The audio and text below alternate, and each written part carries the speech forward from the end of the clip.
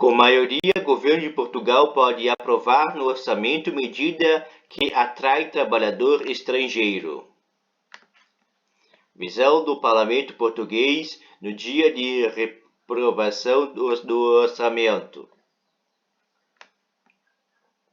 Com a maioria absoluta do Partido Socialista PS do Parlamento de Portugal, o primeiro-ministro António Costa terá liberdade para aprovar o orçamento de Estado para 2022, o que deve ser feito em abril. Após ser vetado pela oposição com a ajuda dos ex-aliados de Geringonça, com a lisão de sustentação do governo do PS, com o bloco de esquerda e partidos comunistas, o orçamento virou estopim da crise política. As duas siglas mais esquerda foram esmagadoras nas urnas.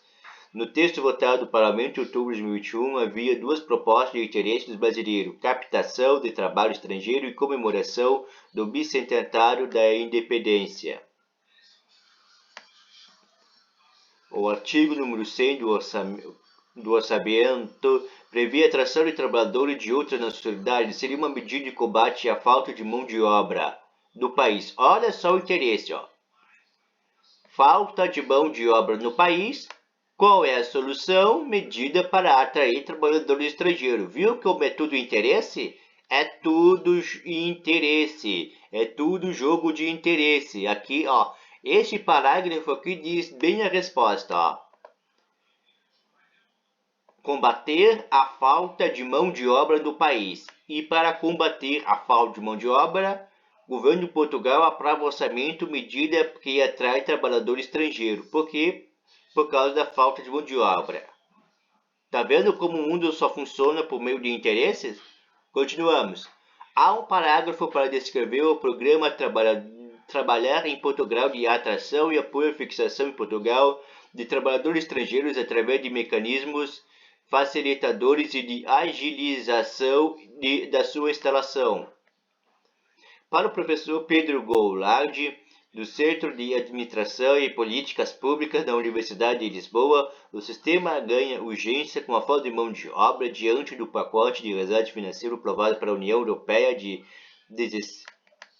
pessoal, eu não sei se é Libra ou Euro.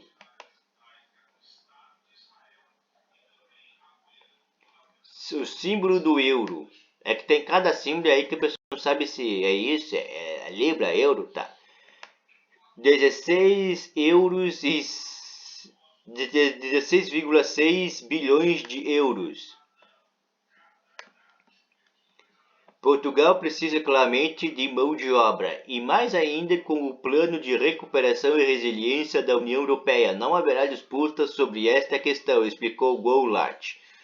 O dilema de captação, segundo o professor, será que tipo de mão de obra o país quer atrair nesse novo ciclo de governo e recuperação econômica pós-fase crítica da pandemia de Covid-19. O Produto Interno Bruto, PIB, de Portugal cresceu 4,9% em 2021, valor mais elevado desde 1990, e a taxa de desemprego desceu para 5,9%, mais baixa em quase 20 anos. A questão é até que ponto queremos fazer aqui uma seleção de mão de obra para algo mais diferenciado ou qualificado, disse Goulart.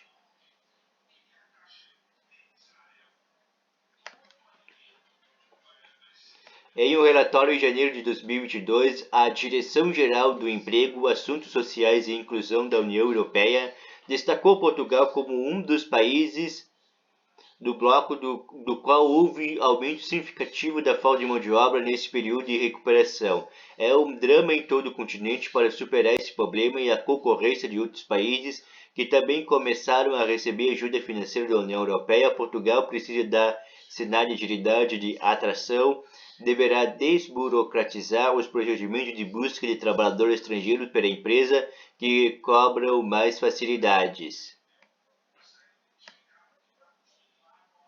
Uma das maneiras de flexibilização poderá ser visto temporário e específico para a busca de trabalho por imigrantes que nunca entrou em vigor, mas evitaria a imigração irregular e a espera de anos por um título de residência.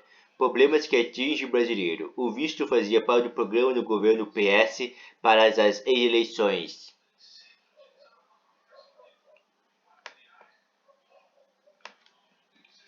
A reforma do Serviço Estrangeiro e Fronteira, SEF, depois da parte do ucraniano Ilho Romeniuk, espancado por agentes, seria no início do ano, mas foi adiado. A separação das funções policiais e administrativas poderá causar a extinção do órgão e receberá outro nome.